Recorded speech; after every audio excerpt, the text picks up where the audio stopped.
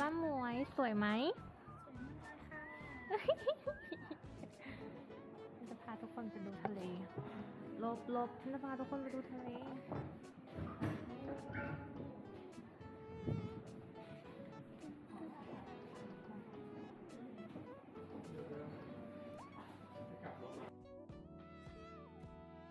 อันนี้ก็คือประภาคารที่หมวยจะแต่งงาน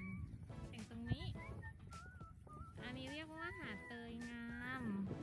อันนั้นคือเกาะไก่เตี้ยอันไกลๆอันตรงนู้นก็คือผาวชิราลงกรณ์นี่ทะเลสวยมาก